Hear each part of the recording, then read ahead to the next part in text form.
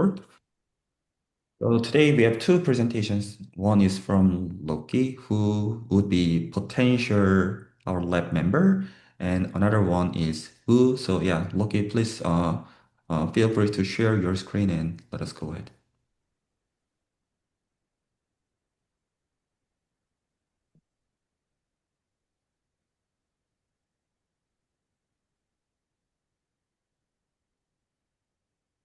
I find my file from uh, ah what is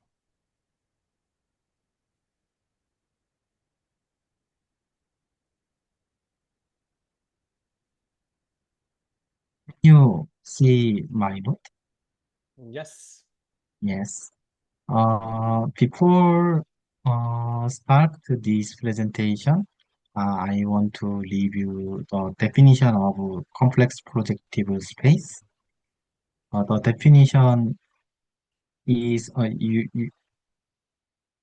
in for complex projective space of dimension one. The definition is equivalence relation of C2 minus origin set and the equivalence relation with multiplying any non-zero complex number. If you then you can see these two tuple as same. Uh, this is very beginning for studying complex projective space. The motivation is Grassmannian space. The since projective space of dimension one is we can think it as a one-dimensional the collection of one-dimensional subspace of C2. So we can think as mm, the definition of uh, the collection of subspace. What I don't know uh, this yet, not yet. What I'm very curious about why it can be embedded in projective space. Uh, uh, if, uh, this is, I don't know the notation. In C4, uh, we can think about the collection of subspace of dimension 2.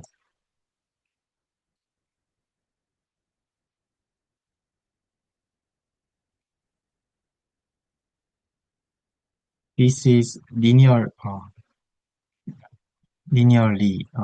space. Anyway. And I think this is dimension 4. So I I have a very stupid question why it maybe CP4 is correct.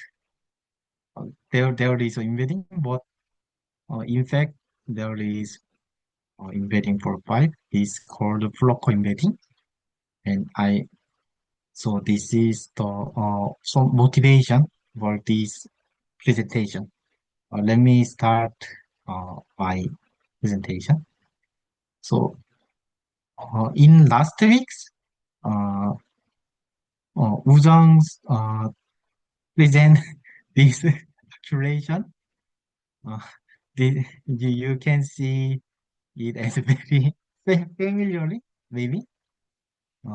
This is complex space, and so this is stereographic projection from C to R3, and this is in S1. For convention, I think with a smaller sphere with with radius half. For this is for convention anyway. So in this setting, we can find the length of tangent vectors as follow computation. So although this computation uh, takes some time, anyway, I just rewrite the result. So this this is n is just the that I I I it is map the stereographic inverse stereographic prediction. So we can find the length is uh, I think uh, length is this way. Uh, wait. So we can find this and f is 0 and g is same as. So I I can take this way. In first time, I don't know what it means. So I'm very struggle with this computation. Anyway, uh, so what? Ah, maybe I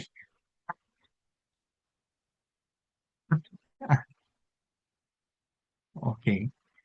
Uh, uh, uh, I I upload the previous file. This is not new one. Any I keep going because the content is same. So so in this computation, I'm I think what it means. In so I find how to compute this with it is. This is very 뭐지? Natural concept. Uh, if we uh, so I um,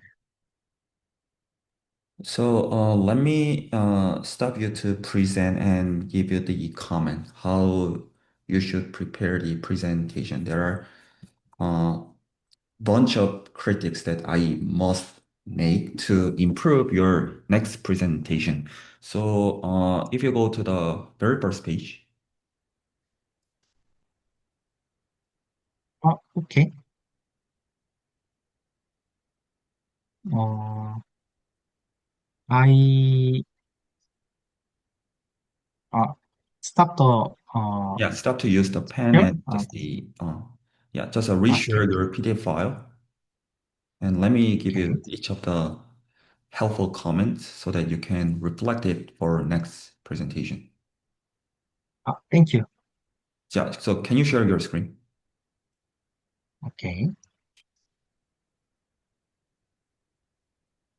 Yes, I share this screen.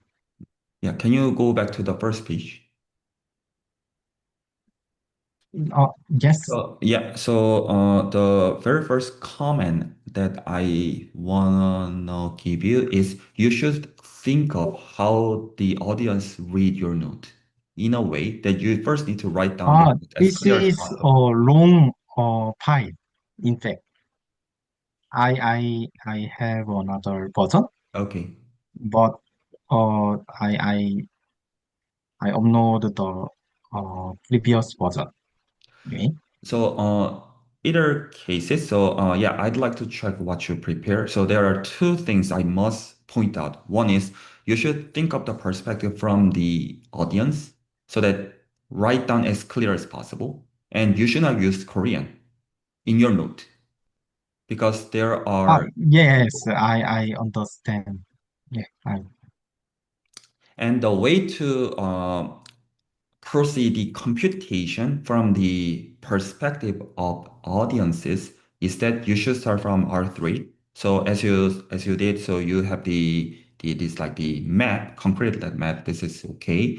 So it is important to, I guess it is important to start from the spherical coordinate in R3.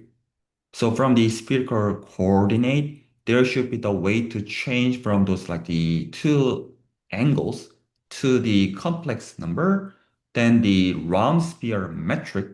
So in the sphere coordinate should be translated by using this stereographic projection, and you should not use that as a fact. You should draw everything by yourself.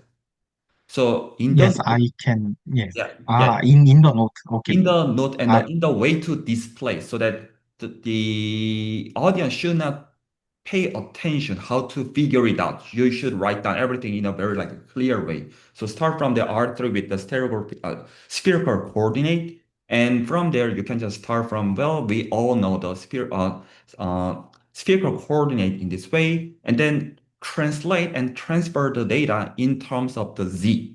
Then in order to do it, you need to use the concrete bijection. Probably z equals a tangent, like the phi over 2 times theta, something like that. So by using that, so you can translate in terms of the complex coordinate. And if you go to the like the consequence of the computation that you did, I mean the Fubini Study metric, can you go there? So I yeah, if so that you finish the computation. All right, that's good. So that after computing EFG, then so I'd like to look at the next page. So yeah, here. So you should not explain this way. So it is okay to derive the Fubini to the metric. So that what you derive here is, and what you need to write down in a clear way is so-called the round sphere metric. That means the Gaussian curvature is positive, positive constant everywhere. And by the way, this expression of the first expression matters. So you need to check whether or not Gaussian curvature equals to either 1 or positive 4. It matters. So even the selection of the numerator matters. So I want to really point out this is important, like the issue later on. And the next expression that you wrote is different from what you derive. So you should not identify these two as the same. So what you derive, whose the numerator is a norm of the dz square, I completely agree with that. This is correct fact. Whereas what you write down, the Fubini metric there is different. Do you see the difference? What's the difference? You should not identify the those two as the form. same. No, they are Yeah. different. So the second expression works for the projective space for the any dimension, whereas what you derive only works for dimension, complex dimension one. They are different. If I uh, use this in complex dimension one, it should be different result. So yeah, it's different. So that's why you wrote Ah, down the dot product over there, so that you should not just cite quote the fact, you should derive everything by yourself. So the spirit of the presentation is not introduce the known formula. It is for the verification, every calculus like the computation all by yourself. So even it is written from the Wikipedia, for example, please doubt about it. And if you try to drive it by yourself, there are subtleties that you can actually recognize. So for example, the like a sphere, round sphere metric. So people prefer to use the Gaussian curvature equal to plus one if one people work over reals. Whereas if we change the complex coordinate, the Gaussian curvature convention is different.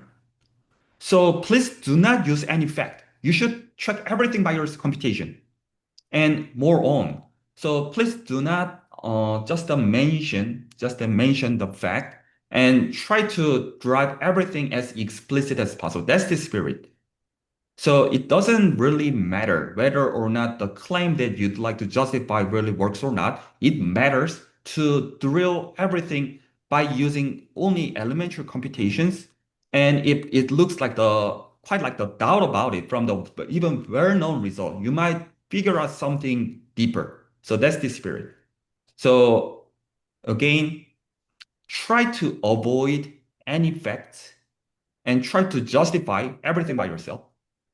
And if you want to discuss anything in that spirit, this is very good conversation because so the style of the presentation should be like this. So I'd like to check the Fubini Study metric on CP1, which should be identified as a round sphere metric on S2. So people admit that they are the same. But once I try to check this out by myself, so it looks different. And the key reason why those could be identified as the same is that so we are using this type of identity behind.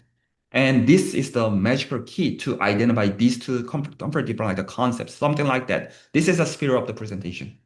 So from this procedure, you will learn something.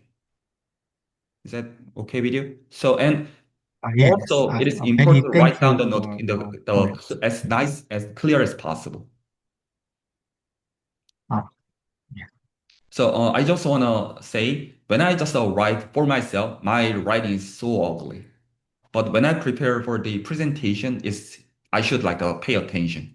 This also matters. So you should think of, so after you've introduced what you prepare, you should like to drive the audience that they might want to keep your own note so that they should take the benefit by taking your introductory like the explanation on your note, right? So you'd like to do that to like keep the further conversations so out of it. So that's what I want to point out. But at the same time, it's a very good start to look at this computation.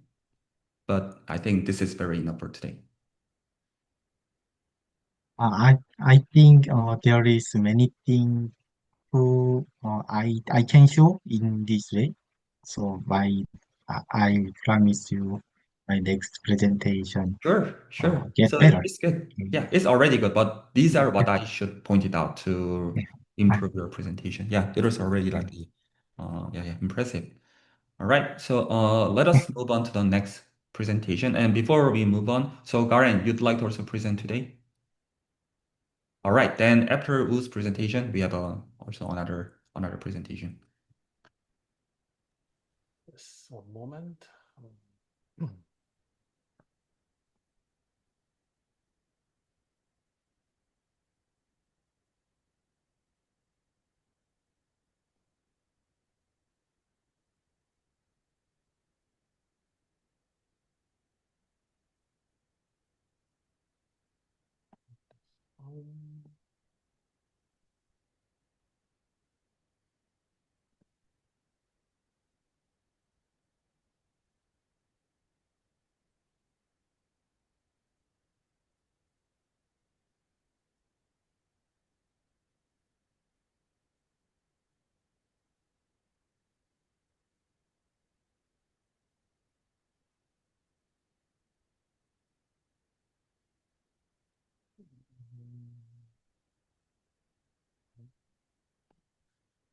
One moment, please.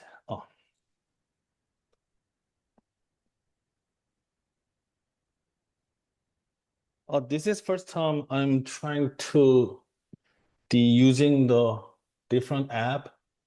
Do you see my We file? cannot see your file. Okay, I'm sorry, one moment, please.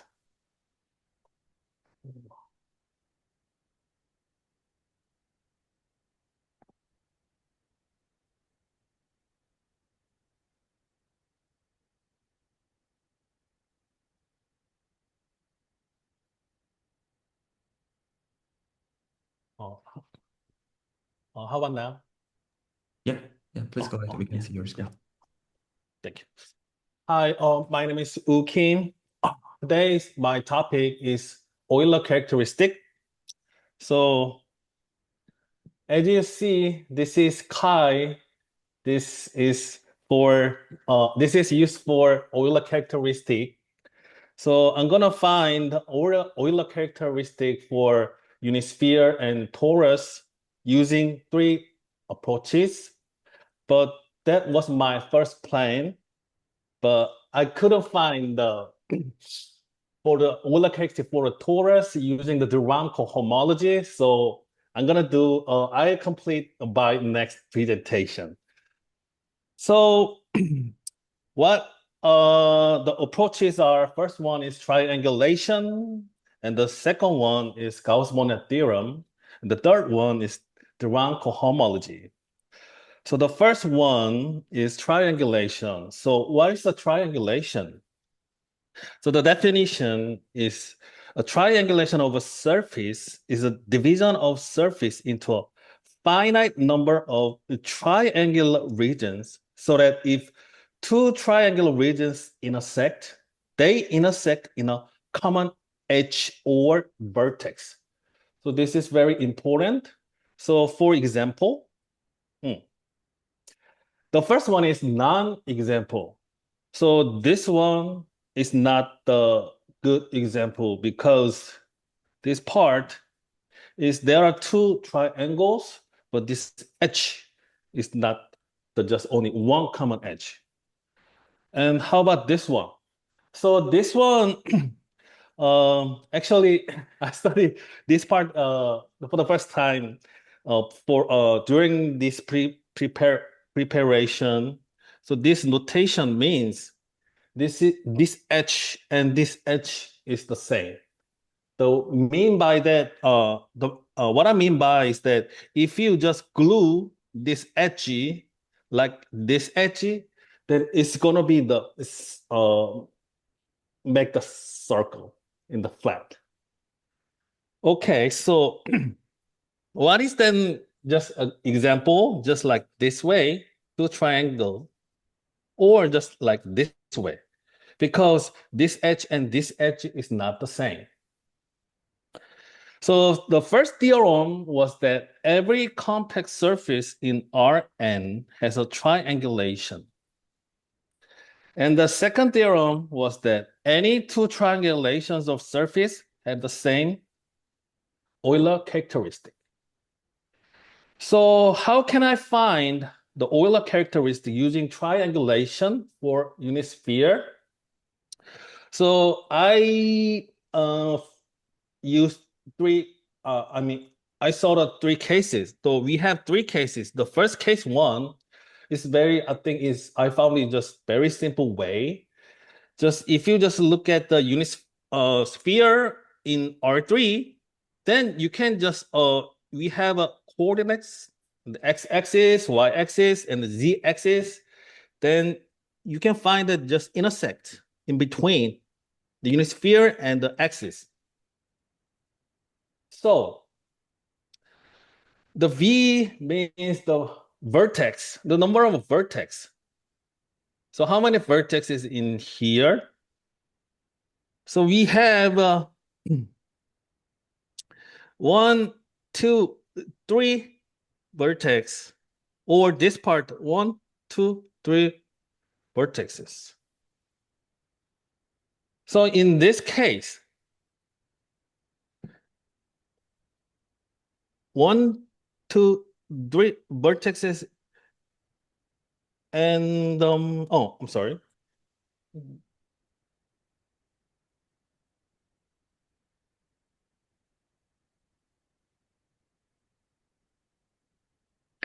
Yes, so we have totals.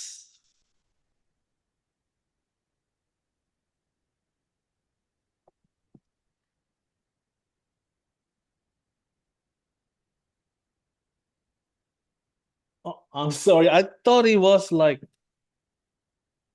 two times, and then we have three vertices and we have two. But now that I see it,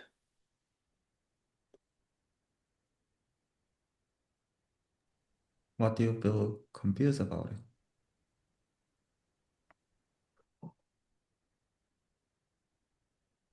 yes, vertices of the triangulation one. So just I'm gonna just count till like 1, 2, 3, 4, 5, 6. Oh yes, oh, I'm sorry. And the second one is H. So we have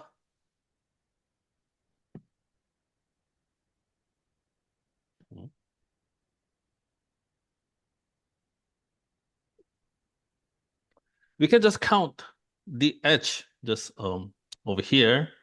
So 1, 2, 3.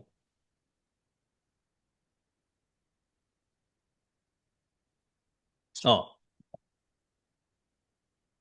and we have. I'm sorry, I don't know why I'm like kind of like Yeah, it's confused. exactly the same. So, and then you just Yes. need to use the symmetry. So there are four like the repetitions. So that as you already count three and Oh, yes. so I'm sorry. Just honestly speaking, I didn't sleep well last night. So just sorry about that. Yeah. So the last one is just face. So how many faces? We have 1 and 2, and we have mm, a quadrant, So we have 8 faces. So the Euler characteristic formula was that V minus E plus F. So if you just compute it, then we gonna get a Euler characteristic as 2. So I use a different approach. So we can use just these are homeomorphic each other, which means you can make this unit sphere like this shape, and every convex has the shape has the same Euler characteristic, and then we can just count just like this way. But still, this is a little bit not that simple. So I'm gonna make this just tetrahedron, as simple as possible.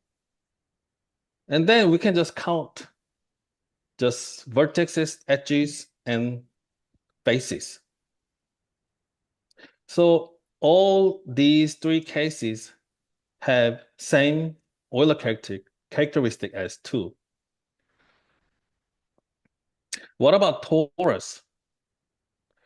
Actually, this part, I didn't like that because I can't draw or I can't calculate. So I used LLM. So the first one is like this way. Okay. The second one is like this way. Make little bit make simpler, but still I can't draw it. So as a result, the Euler characteristic, the first case was 0 and the second case was 0.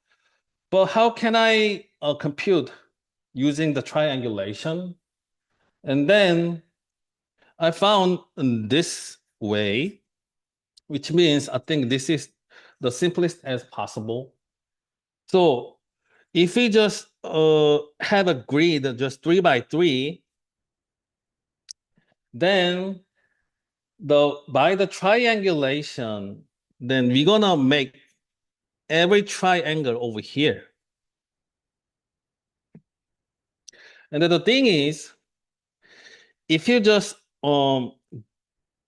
fold this edge to this edge, then it's going to be the same edge. So I used like this notation. And then I'm going to count the vertex, which are distinct. So let's start from here. So this vertex 1, and if this vertex is 1, then this vertex is 1, because we can make it together. We can glue it together. In the same way, this edge was 1, and also this edge was also 1. It's the same. So all 4 vertices at the corner, they are the same. So we have these vertices, they look different, but they are the same in this polyhedron. The next vertex is 2. In the same way, the top edge and bottom edge, these are the same. So if these are 2 and 3, then I'm going to label these vertices as 2 and 3, then this one is going to be the same. So we can just count 1, 2, 3 vertices so far, and this one 4 and 5, 6. And this if this was 4 and this is 4, the same. And this is 7, then this is going to be the same as 7. So we have total 9 vertices, as you see. And then what about the face? So if we just want to compute the face, then we have 9 vertices. So if we, I'm sorry, we have 9 squares in here. And for each square, we have 2 faces over here.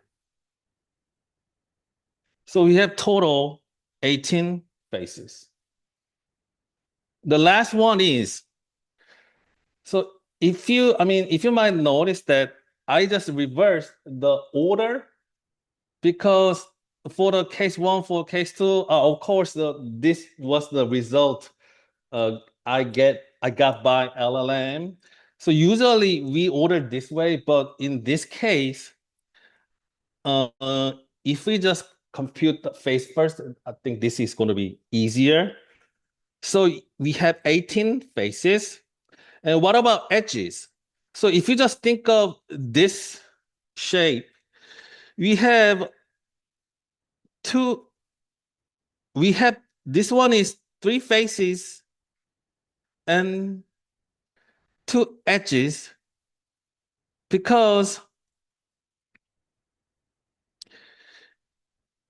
this is triangulation. We have 2 triangles. And as you see, we have 1, 2, 3, 4, 5. And 3 faces. Oh, I'm sorry.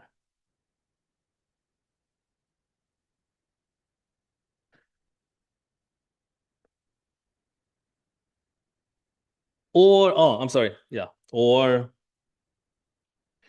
you have edges as 3 times the face this way. And it's going to be the same as 2 times edge. So we can compute the Euler characteristic of torus like this way. Yes. I'm sorry. My explanation was not that smooth. Please bear with me.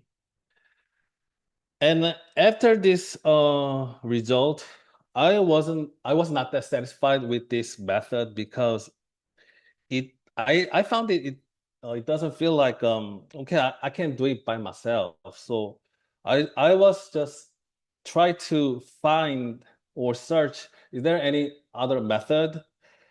So I found this method is called the data complex. I think this is the simpler way. So if you wanna just like compute like this way, we gonna understand how we construct the torus first. So if we have just like paper or some materials, and these edges and this edges gonna be the same. Oh, sorry. And this top and bottom, the edges are the same. If you glue it the top to bottom, if you glue it top to bottom, then we can make a cylinder like this way. So these edges meet together, and just only one edges like here.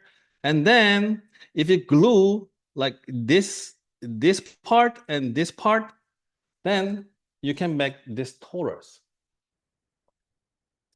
So in here, we had like this one from here, and this cross section was from here. Then how can we find the Euler characteristic? If we look at this way, this is not the triangulation. This is not triangulation because from the beginning, this is not example of the triangulation. So this is different method. It's called, I think, simplexes. But I'm not gonna explain about it. But we can just take a we can just get a gist of how we compute about it. So in here, by the delta complex method, the Euler characteristic we can just compute just as is. So which means the vertices. How many vertices in here? If you just think about over here, we have just only one vertices. And what about edges? Because I'm sorry, or we can just think in here, all these four corner vertices, they are the same. So we have a one vertices. And what about edge? As you see, I have one edge as A, and the next edge B, and the last one is C.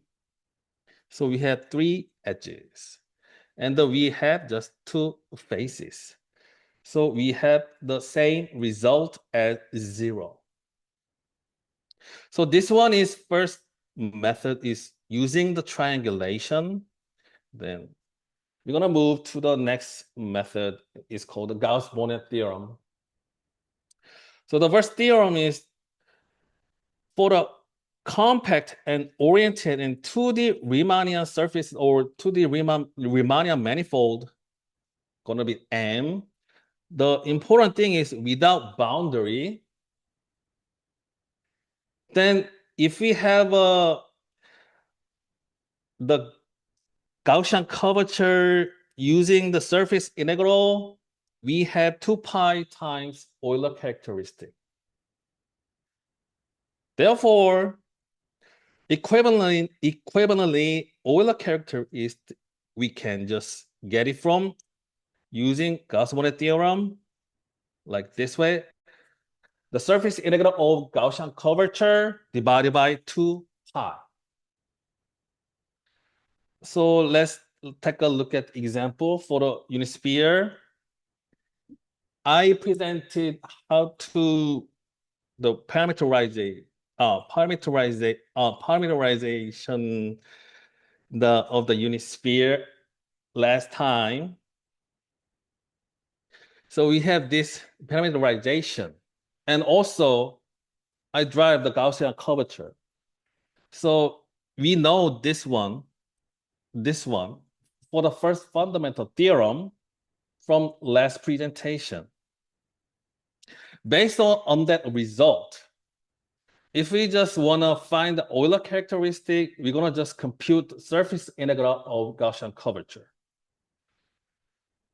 And then in here, this surface integral is going to be, we use the spherical coordinates, the area form is going to be like this way. The first this was derived the first fundamental form, and du dv.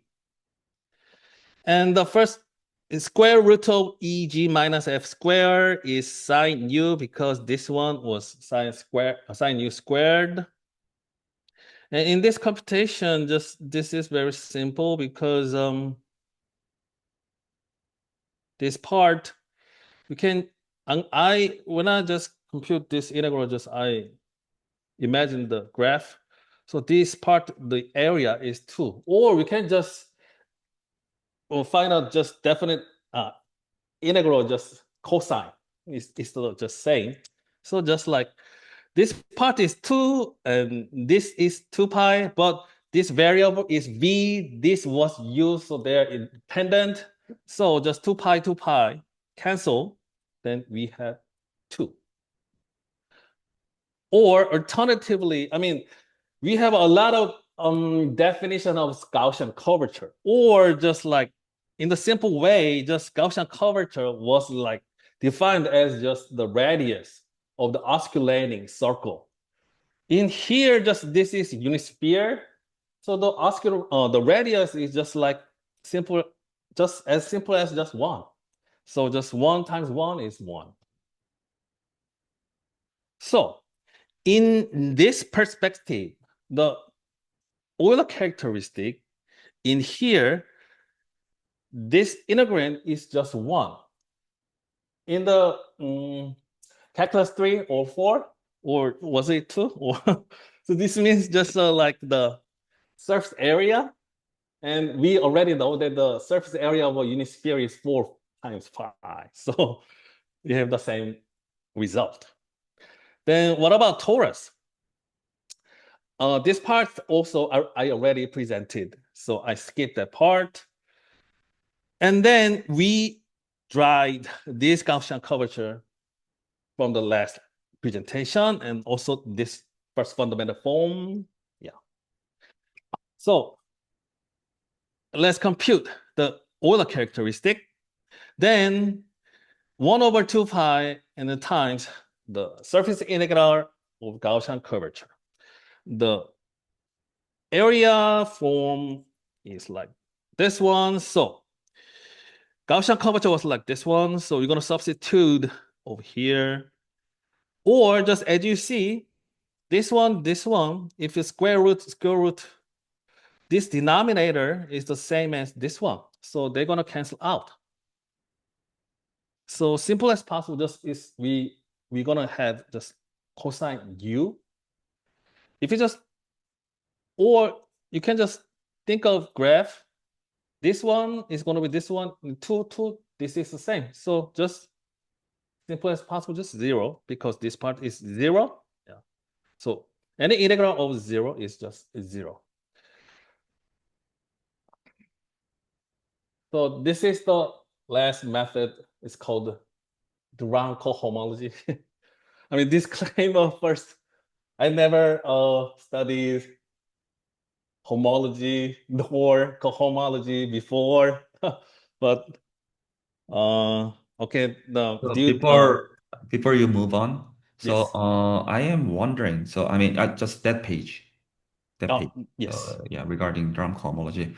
So which reference you quote for this, like the term of homology, cohomology? So please do not use it. It's a bullshit. It's Oh, wrong. yes. Yes. So maybe this guy might study the Hatcher's algebraic topology. This is completely bullshit. Please do not like regard as a detect the whole something like that. No, it's completely Yes. wrong.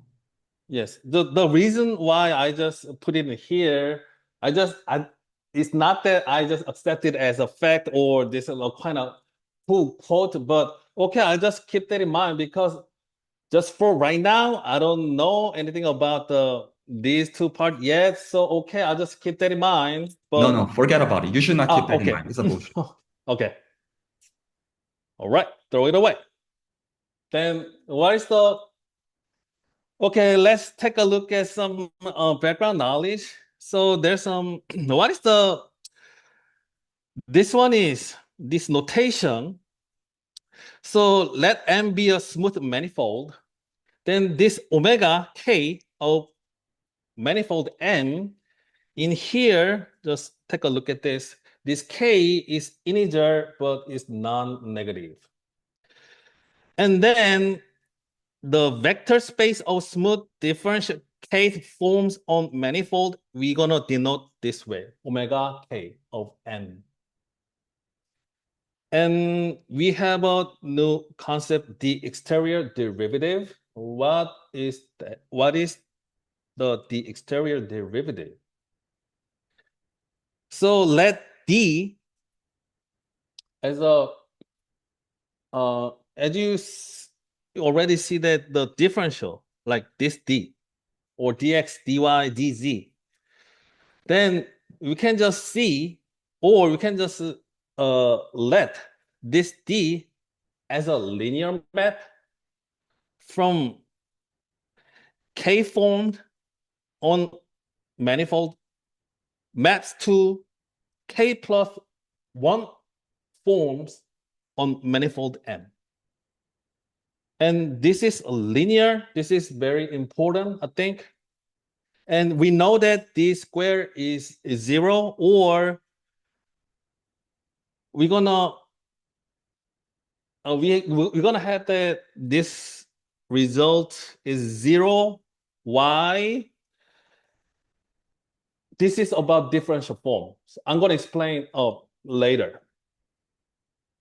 Okay, so or just we're gonna go to that part.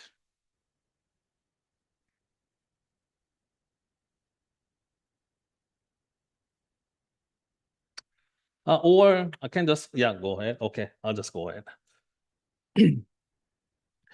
So if we have just this sequentials, like, so we start from 0, and this is 0th form, and it maps by D operator, this D, or linear map D, then 0th form gonna be first form, and then by D is gonna be the second form, and so on.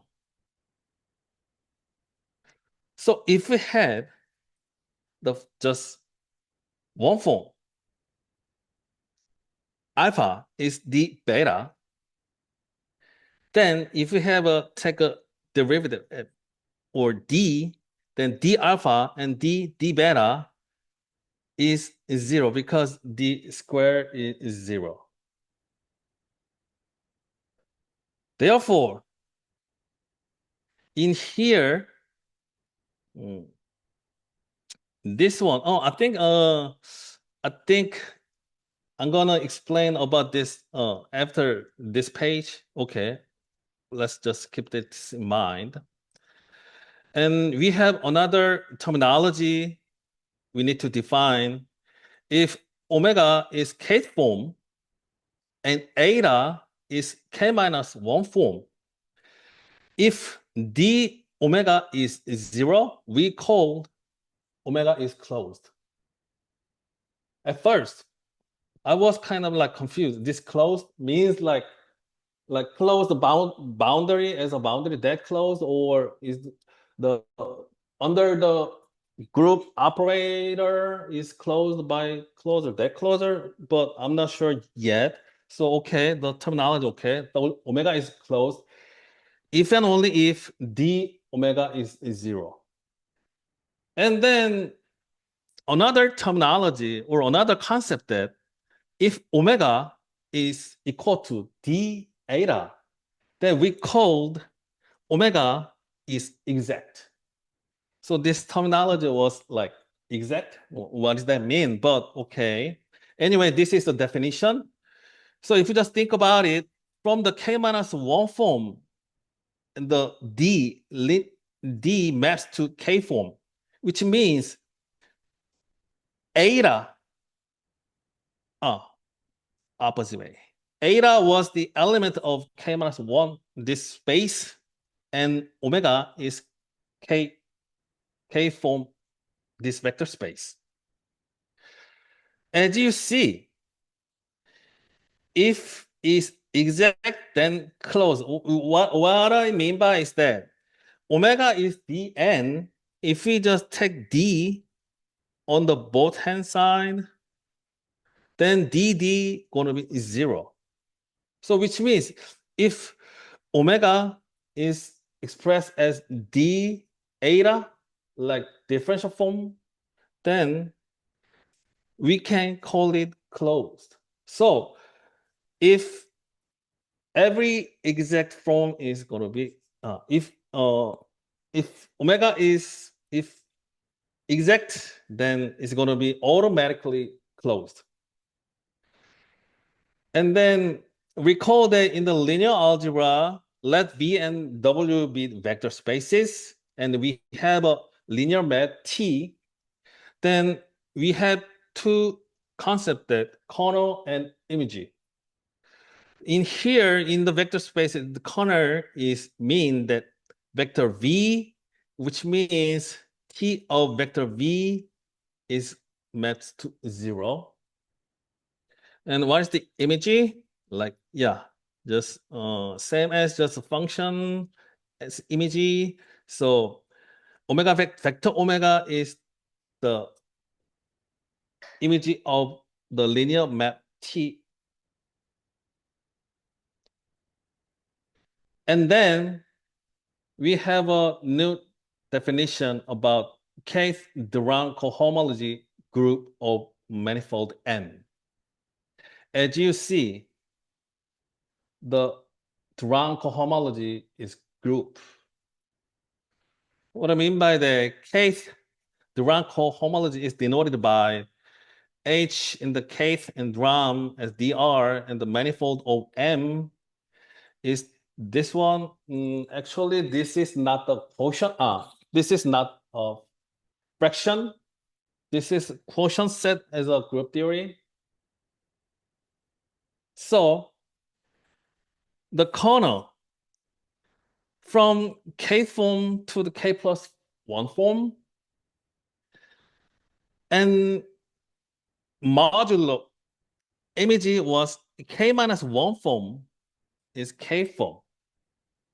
If we just write, if we just equivalently in a set notation, you can just write this like this explicit way. So the kernel in here means the kernel was like, what was the omega in K form that makes closed, or just omega is closed. We call, if the omega is 0, then we call it closed. In the same in the image of the K minus 1 form to K form, then this image is like just in the K form, as an element of K form, because it maps the K form, and omega is going to be d eta. And the eta was element was or came from K minus 1 form. So the interpretation, this means that closed K form, because we call this closed, the quotient or modulo this exact, because if we just express omega as d eta, then we call this exact. So this quotient space means closed and modulo exact.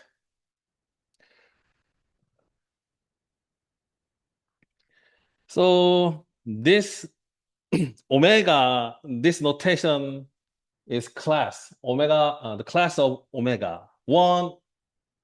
If they are the same, if the class of omega 2, then this is we call the equivalence class. This means omega 1 minus omega 2 is the eta, but I think I'm gonna explain about this a little bit later again. So the interpretation means the Durand cohomology K form captures forms up to an exact form. What is the meaning of by this one? What's the meaning of this? Okay, let's keep that in mind. And then we're gonna get some. We need to have some background knowledge and differential forms in coordinates. So first one, let this coordinates is going to be local on manifold M. And if you didn't learn about this part yet, this notation is at first time is a little bit confusing, but this is not the power. It's just a notation for different notation. So we're gonna just use the subscript, not the subscript, superscript. Instead of subscript, we're gonna use this superscript because Doesn't matter. So differential geometers do not like agree with any of the conventions. So you can use whatever you. oh, I'm sorry, what was that again? So there is no universal convention regarding we should use the Oh, subscript or superscript. Everyone use a different convention, so you can do whatever you want. oh, I didn't know that. Oh, thank you. Mm. I thought, I mean, in the tensor calculus, we, No, nobody can like make it to be universally the same. It's not oh, possible. Of okay. course, Oh, there's a thank you. concept of contravariant and covariant tensors. I Yes. know that, but even so, no. So Oh, it does not work. oh, thank you. Thank you for your comment. Yes. Okay. Anyway, then I'm going to use just this notation. And a smooth function is zero form. This is definition. So the zero form, this is a smooth function. Then scale smooth function is going to be just zero form. This is element of zero form. Then we can just define as like this way by chain rule in multivariate calculus. So what is the one form? So just smooth function is a zero form. The one form is locally written as this way because we have one, yeah, one, we have one differential in here, the xi, and then this alpha is defined as or written as this ai and dxi. So a1 dx1, a2 dx2, dot dot dot, an dxn, like this way. And then we have take this d for both hand sides. Then like this one, then I'm gonna omit this index, just I, simple as possible. Since D was a linear map, we can just compute this way. And then you're going to distribute this D differential in the DAI. This is called wedge product plus AI D dx. This is just by Leibniz rule or product rule. If we just like in the calculus, 1 f times g prime is f prime g plus f g prime. This is the same way for me, yes. So this one is going to be 0.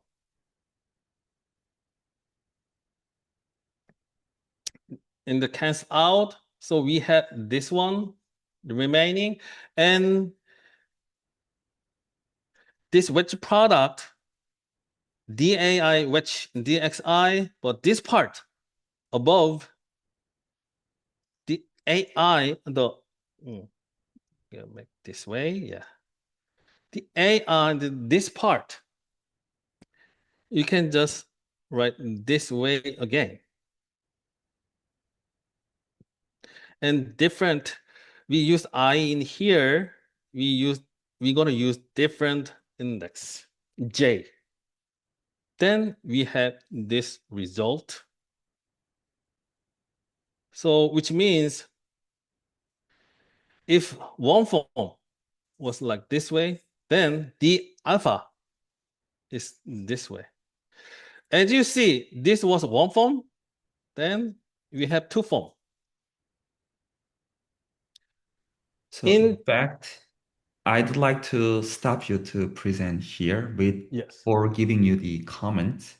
yes. So so because this is actually super important to know how to learn mathematics. So not as accept the non-definitions and the rules as a completely correct facts, but you should think of it as a one just the previous attempt with certain justification. So, of course, I can see that you prepare very nicely up to computing from cohomology of the two-dimensional sphere, I can get that. But so I actually want you to think of from the beginning again. So Oh, it's okay. not the just a wrong thing, but I wanna like modify the direction of the preparing the seminar in a slightly different way with the following Yes. reason. Um, so it is so first this is similar like the spirit as I provide the comments to Loki. This is a spirit. So definition, mathematical definition should not be the result. Yes. Sorry, should not be the starting point. Sorry. So Yes. mathematical definition, you should not just simply accept it.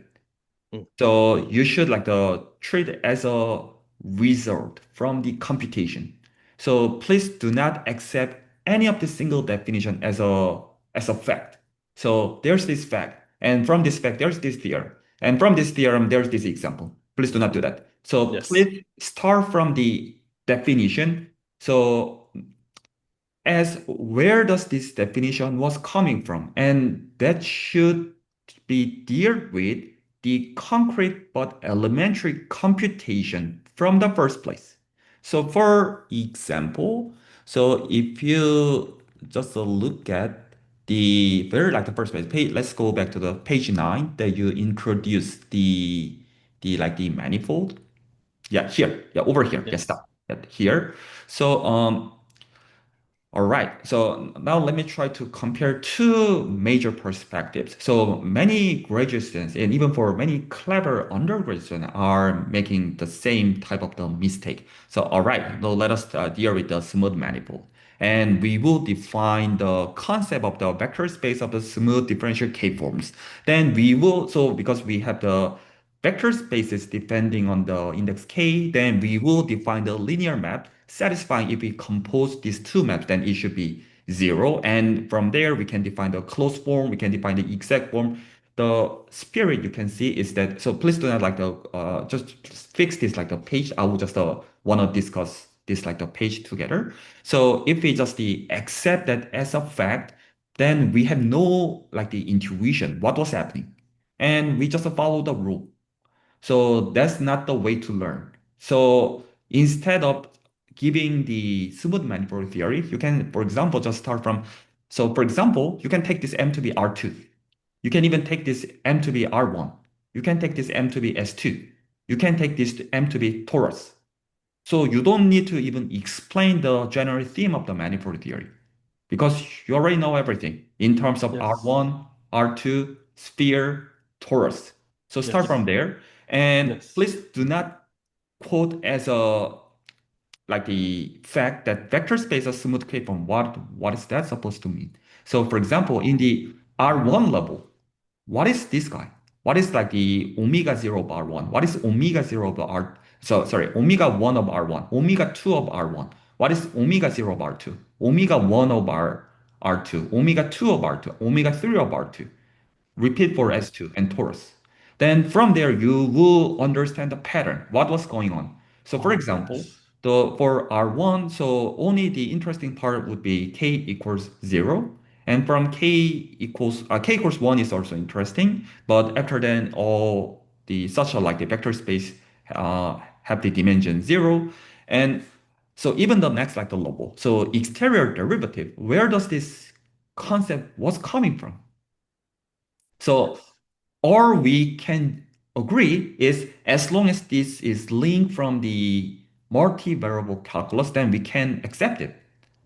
Then from the multivariable calculus, what the heck was going on behind? Like the why all of a sudden we need to consider d squared equals 0. So so one should like to stop with this type of the digesting the mathematical contents in a way that, of course, we can just allow it to just define this way because this is universally used everywhere. But I do not like the way to learn like this because so as long as we do not have the good like the observation in the concrete way, then so what else we can actually modify?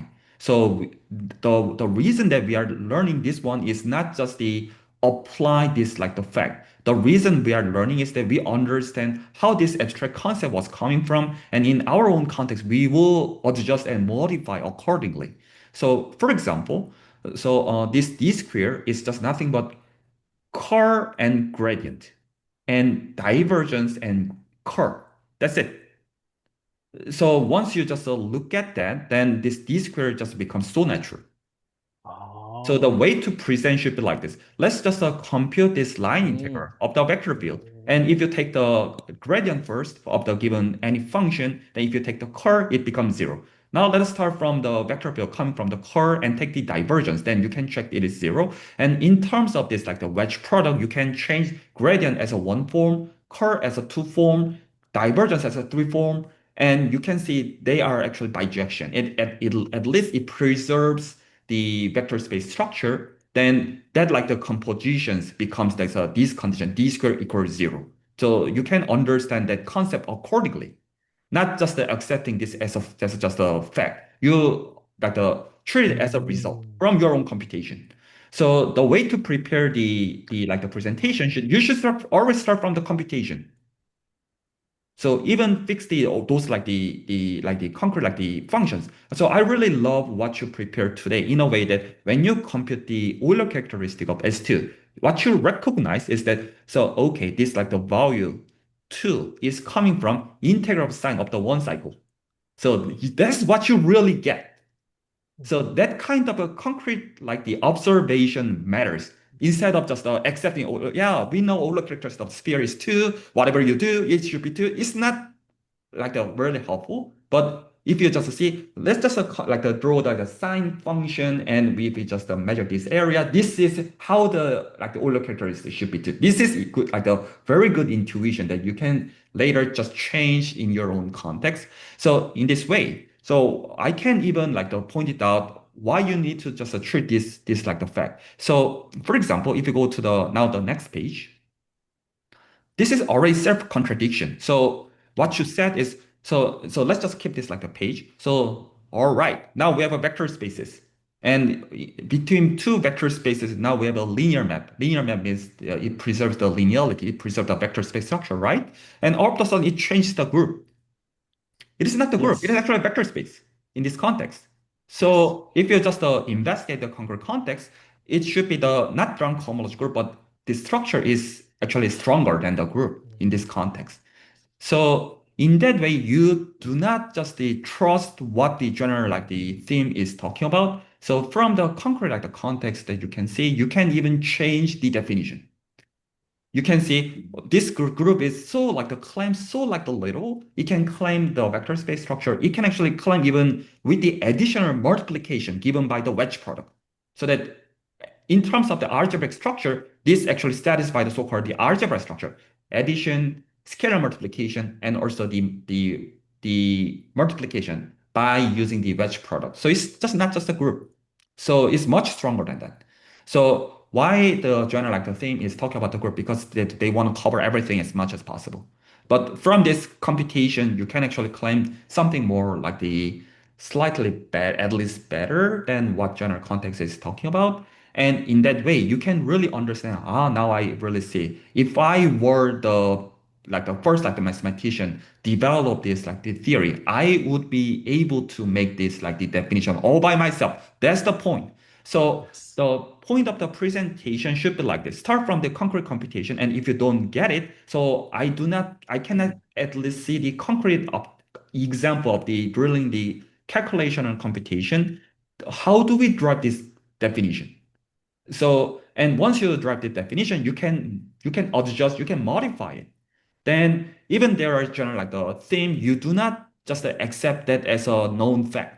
So if you Yes. just like a digest these types of the definitions, then yeah, so that's not very healthy. So that's what I want to really point out. So for doing the mathematical research in the graduate level, it does not require so many prerequisites. So it only requires a fundamental theorem of calculus, truth be told. So that it is very important. So even in the level of the gradient, curl, divergence, I put so many emphasis on it that can you really find the one-dimensional fundamental calculus? Not just okay, now let's then accept this definition of gradient. Now let's accept the definition of the curve. I never ever ask anyone to just accept it. One should really see how do we use the one-dimensional fundamental theorem of calculus to drive, how do we get this like the curve, how do we get this type of divergence? So how first people recognize, discover this like the object in the first place, that matters. Then if you really see that original motivation, then again you can flip it, you can change it. So that's the only matter. So not just the accepting this as a fact. So I want to just change the spirit. So not just the Yes. list, the just computing Yes. the Yes. Betty numbers. That's not the Yes. spirit. You need to see where is fundamental calculus Mm. and Yes. how do one get this like a concept, and that kind of the thinking is the real like the matter of like the presenting this like the contents, and from there you can directly jump into the very interesting like the research like a project because you know how to modify the concept, and once you modify it then the computation should be changed accordingly. Then one should like to wonder, so what can you do in this like a new situation? Then still there should be a mathematical structure that we can still like the rely on. Then you might be able to get even very like the fundamental result in this like the elementary setting. So that's what I want to point it out. So it's not just the so there's a two spirits that I want to say. Number one, please do not use any fact. It should be reduced to the either one variable or two variable calculus or the two by two matrix computation. So for example, even for the wedge product, everything should be reduced to this like the level of the elementary computation. That's one thing. And from there, you should like to justify the definition from your computation, not just the citing the fact that what is the meaning of the homology? Well, it measures the whole. No, it's Yes. completely like the far from what you need to understand. So in that case, you are not able to justify anything by yourself. So it's okay to just prepare one or two pages of the presentation in a way that I just go over, just look at this elementary computation, and I wanna like to really catch up what was like the abstraction behind, and here's my very elementary computation. So what we can do from this like a computation, then we can just make the discussion accordingly, not just the digesting to like the Yes. 20 pages so each week as much as possible. It's not like that. Just Yes. drilling some of the detail in the level of the one variable fundamental theorem calculus. I said I just mentioned what I should repeat, but I know I should repeat this several times throughout this seminar, but still. Yes. So Yeah. so Actually, yeah. Yeah. I'm yeah, sorry. go I ahead. mean, actually, I've been trying to keep that spirit in my mind, but I made a mistake because, and also I feel like this flow wasn't natural. I mean, so like, yeah, this is just out of the blue. Like, so yeah, I got your point, and yes, okay, I'll do that for the next presentation. So Yes, for example, so yeah, I would just okay, want to give one like the comment. So the term of the closeness and the exactness, for yes, example, that yes, exactness is coming from solving the so-called the exact differential equation. yeah, So I'm yes. not talking. So what I give the comments Oh, are all mathematical. I'm not talking about the any analog. I'm just talking the genuine information in mathematics. Exactness here just means the solving the exact equation. And oh, closeness condition just means integral value is not zero. So this closeness of the differential one form means the line integral value is non-zero, and it is zero if and only if it solves the exact equation. That's the meaning. And it works for the same for the differential two form. So again, so for example, for the sphere and the torus level, for example, what is the meaning of the closeness? It just means the surface integral value is non-zero, and it is zero if and only if it solves the exact equation. So as I explained, I don't use any fancy term. I just explain in terms of mm, solving differential equation, just looking at the value of the integral. That's the like the origin of making this abstraction. So that you should reduce all your observation in this level because you have a lot of tools. You know how to handle R1, R2, yes, sphere, torus. Those are the settings that you can really try to make the experiment for these terms. Do not just accept the known fact. So in that case, you are not able to do your own research. So that please make the doubt about the or even known result. So that if you make your own like the observation, but you should justify from your own elementary computation, not just the just searching the, of course, you should try to use all like the tools like such as LLM or whatever, but in order to make something new, then from your observation, you should know how to justify your claim in terms of the elementary computation. So that's the spirit, not just the after like listening some of the presentation, you just add more list of the definitions or list of the theorems that you should memorize. That's not helpful. Nobody should give a shit on just the knowing like the result. That's not Yes. what we are aiming for. Yes. I couldn't agree more. Yeah. Thank you. Yeah, sounds good. So any comments or questions regarding, but I really like what you prepare. So Wu changes his spirit really a lot, and I really Yes. actually enjoy how he already has accomplished in terms of Yes. learning. But yeah, Yes. so any comments or questions? I have a question about Fubini Study metric. Uh, your comments contains a Gaussian curvature for CPN. So I think your comment is if you calculate the Gaussian curvature for CPN, you can find the way how to define Fubini Study metric. But I'm feeling uh, I don't know how to find find the way.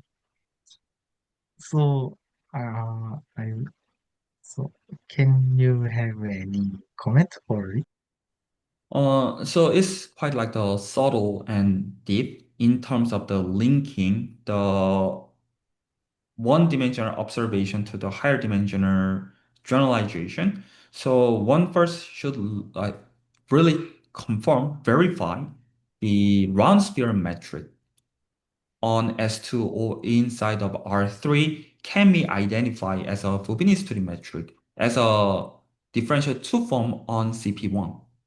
Is that okay with you? So once you confirm that concretely, then in terms of the concept of the curvature, because the Gaussian curvature only works for either real dimension 2 or complex dimension 1. So that in order to talk about the concept of the curvature, so we first need to generalize that. So then what is the correct concept of the Gaussian curvature for the higher dimensional manifolds, including higher dimensional complex projective space, right? Then we should first like throw the setting of the ambient space R3 away. Then we should also generalize the concept of the Gaussian curvature inside of R3 also away. Then there are two different like the concepts to generalize. In Riemannian geometry, we will use so-called the sectional curvature, but sectional curvature does not use so-called the complex structure. Whereas if we look at complex projective space not as a Riemannian manifold, but as complex manifold, then we should also keep so-called the complex structure. So complex manifold is slightly different from the Riemannian manifold. So the generalization of the Gaussian curvature would be later called by the so-called either holomorphic sectional curvature or the so-called Leach curvature. It's slightly different, like the context of the compared to Riemannian context. So once one has this general like the concept of the Leach or holomorphic sectional curvature, then one can also see the generalization very like in the natural way. That's what I should explain. But at the same time, there is also a way to compute in terms of homological algebra. So in terms of the exact sequences, so we are now looking at the like the tools such as exponential Schrodinger sequence and also the Euler sequence. Those are the algebraic tools to compute this integral of the curvature two-fold. So it's also slightly different, like the context for that. So it's just a one by one step from another step. So I wanna just you should specify which step you wanna justify. First, you want to make the observation within the complex one-dimensional setting, or once you establish that observation completely, then you'd like to generalize to the higher dimension so that you should not do that simultaneously. You should just handle one by one. So that you should like to fix which like the objects that you'd like to look at for the Grassmannian, for example. So that's a higher dimensional object so that you first need to handle CP1 completely. And then once you have all like the necessary observations, then you can move on and so on. So it's hard to tell everything just all together. It's barely not possible. So that's what I said. So please just contact me, and if you need any discussion regarding preparation, then yeah, we can definitely discuss. Yeah, I try to explain how important to look at through the calculus detail as much as possible. So I just wanna re-explain the spirit of preparing the presentation later on, more on. This would be very beneficial for your own research. And in that way, you should not rely on any of the non-literatures, even any of my comments for sure, so that you can investigate, you can try to verify your own conjecture, own claim, and if it looks like a reasonable, so from the computation, then you can make the general the statement by yourself. And if you're super lucky enough, then you are able to prove it, then that should be your paper, not my paper. So that's the way to learn the graduate research. So again, so this is the spirit of the doing mathematical science. So that instead of the creating the experiments, so there should be no the fancy tools of doing mathematics. So the replacement should be given in terms of the computation with the elementary setting. That's all we can do. So just the not accept the fancy definitions. And even you already feel super familiar with some of the definitions, I always try to reduce to in the level of the one variable fundamental calculus. So how do one interpret the gradient in terms of one variable like a calculus? How do one interpret the Green's theorem, curve, those kind of things also in terms of one variable calculus and so on. So once you do that like the spirit, then you can even against the standard definition because you know how do one make this abstraction. So that just to see, so let's just look at this very the seems very elementary example of the computing, for example, integral of the 1 over square root of 1 minus x squared dx. So let's just look at this like an integral. Well, it turns out that this is integral on the two-dimensional sphere at CP1. If one increase the degree by one, say degree cubic order, then it becomes the integral of the torus. It looks completely different. So like that. So start from the elementary the computation in the first place, and then try to connect how do one make this the abstraction.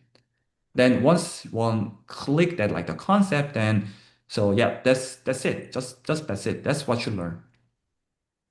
And it does not need to even justify the known the statement. Why? We don't give a shit. We don't really care to know every the literatures. All we care is if that should be useful for your own research. That's all we care. And so the way to do mathematics, and most of the time, so our conjectures will be get failed. It's very for sure, as long as you're the normal human being. That's very certain, I should say. But exceptionally, sometimes if you're lucky enough, you should be successful to against known the theories, then you might claim something new. So yeah, so previous the generation claims this one with following observations, but they didn't look at this perspective that the in the clear a careful way. Then if we compute this in terms of integration by parts, then this information looks a new compared to this perspective. Then accordingly we can formulate this statement. And in this a classes, we are able to prove this the mathematical the statement. Then this is what I proved based on this observation. This is the spirit what you need to learn. But the setting of the Euclidean space is so simple and time to time that not useful. So that's why we should rely on either the setting of the S2 or the torus or the CP1 or the elliptic curve. In such a the setting, we know how to handle so both of the analysis the part and also the algebraic part or whatever you want. So that's what I want to point it out. So even for talking about the definition of the gradient, it's not simple. It's not never simple. Even definition of the curve, even definition of the divergence, because it uses first of all first fundamental for Riemannian metric, and even more on. So the abstraction here is quite a subtle. One of the the subtle context I just want to mention as a a last comment for today. It seems it might good to just skip Garen's a presentation for today.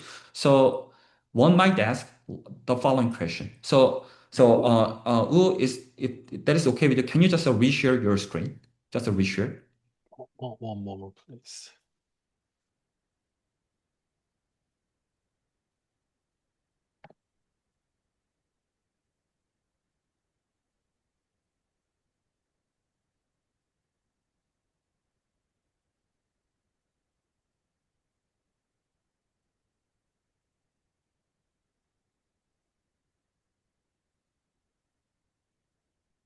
Yeah, just here. If you go to back to the previous page, page 9, yeah, over here. So yeah, just here. So let's just discuss this definition together. Just Mm. discuss about it. So for example, so I hate this smooth manifold because I have no idea. So Oh. try to simplify as dumb as possible in Mm. your like the dumbest approach. So for example, I'd like to just take, for example, R1 because R1 should be the manifold. Otherwise, why should we care? Or Oh, if I try to yes. be more dumb than this, like the setting, let's just take the opening number from A to B. How dumb is we can take? So let's just take open interval for this M. Is that okay with you? So this should be the simplest possible setting to take either the differentiation or integration. So now we are okay with it. So now then look at the next like the objects, next line. So this like the no, just Oh, keep I'm this sorry. one. Yeah. So I'm just talking about the next line of this page. Then we have a omega k of m. So let me take m to be just the opening number from A to B inside of the R1. Then you should figure out what each of them. What is omega zero? What does that mean? What is omega zero in the setting of the opening number? Just the segment, the line. It is the collection of infinitely differentiable functions. Oh, yes. Infinitely differentiable functions. That's whatever notation people were used. This is what this like the zero form represent. What is then? Let me just move on. What is the meaning of the omega one of the open interval from A to B?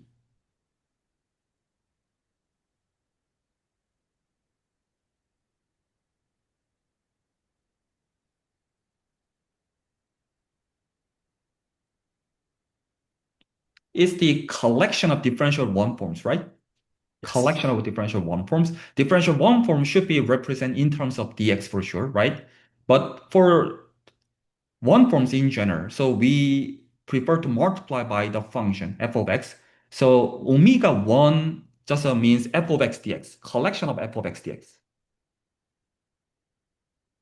Mm. where this f of x is a smooth functions, infinitely differentiable functions.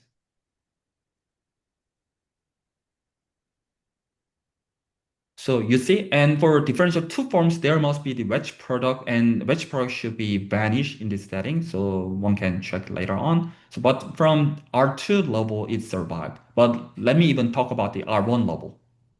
Then let me just repeat.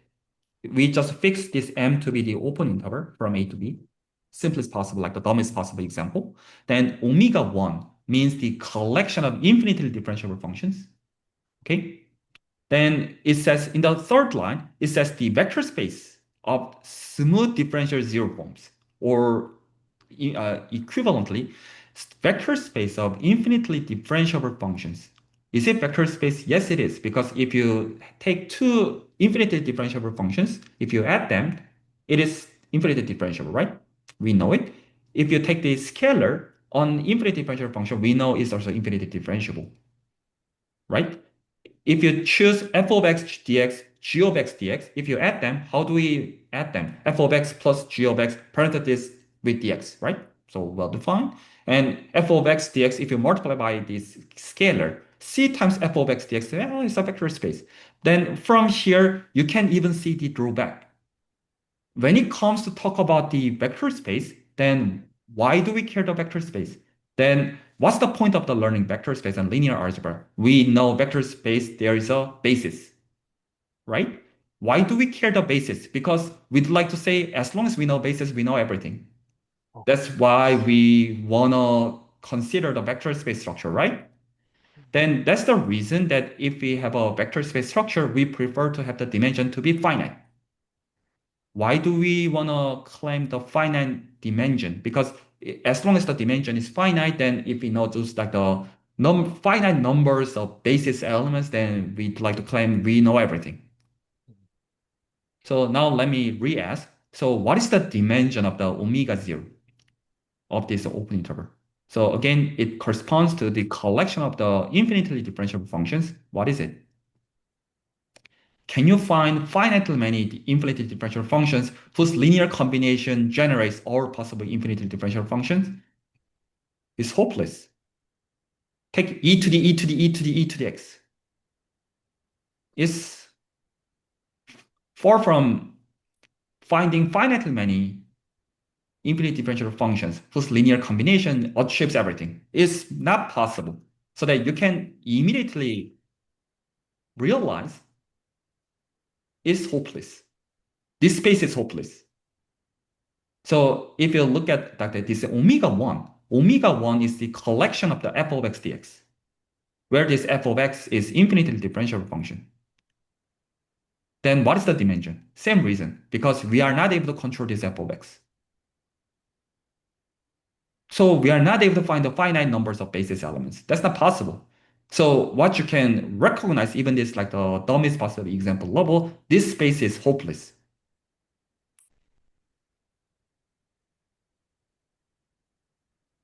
That's the reason to take this like the cohomology, because the cohomology is finite dimensional vector space. That's the point. And this can be controlled in terms of the integral. So we first collect the functions and forms to take the integral, but if we collect all of them, we lose the control because it is very clear to see this dimension should be infinite. But when you take the corner portion out by the image, this one now becomes finite dimensional vector space. So the next, like the page that of the cohomology group is also wrong, like the setting in a way that we don't give a shit the group structure in this context. We want to make the finite dimensional vector space. Then we know how to handle. So it's all about we'd like to and more on. This like the finite dimensional vector space can be controlled in terms of the integral. That's the whole point. So we first like to collect the differential forms to handle line integral, surface integral, and so on. But in general, we are not able to handle so that we restrict in a way to handle in terms of the finite numbers of basis elements and more on. This can be controlled in terms of the integral. That's the spirit of the drum cohomology. So, but what I want to point out is, so this should be like the uncomfortable with thinking about. So, in the setting of the very like the dumbest possible setting, so how one could come up with this like a concept. So, if you just look at this like omega k definition, it looks very natural. But even you look at this in R1 level, you should feel quite uncomfortable with it. Not thinking about the logic, like the philosophical part, but the genuine like the objects, even in the open interval level, is not the clever possible setting. So that's why we are adjusting the setting accordingly. So this can be observed when it comes to really try to compute the values. So it's quite simple what I want to point it out. So please do not accept the definition as just a fact. Just try to investigate in terms of computing the values. Then you can really see what was really going on. And in order to do it, just make the dumbest possible setting and try to investigate in your own way. Not just the accepting what is the meaning of the homology, measuring the holes. No, no, no, no. It's not like that. So just the investigate as concrete as possible. Yes, So, yes. yeah. Thank you. Yes. So as you did last week, so you Yes, did everything yes. by yourself, right? Yes. So any comments or questions regarding today's seminar?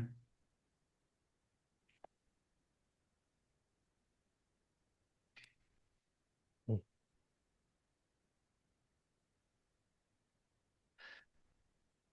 All right. So there should be similar presentations next week, including hopefully by Hejin's presentation as well. So it is important to share your perspective regarding the elementary calculus computation because we will adjust those like a computation eventually to claim something new. But in order to do it, we first like to stick with the elementary computation for the first place.